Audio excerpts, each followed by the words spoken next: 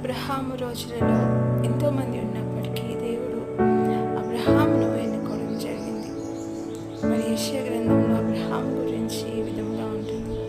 అబ్రహాము ఒంటరి అయి ఉండట చూచి అతను ఎక్కువమంది అవునట్లుగా మరి ఆశీర్వదించాలని నేను అతనిని విరచితిని అని.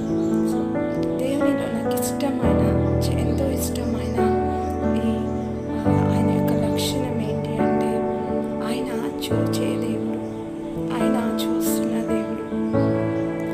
Is God who sees. అలాగే దావీదు రోజులలో కూడా మరి ఆ గొలియాతును చంపడానికి, ఎదుర్కోవడానికి దేవుడు బాలుడైన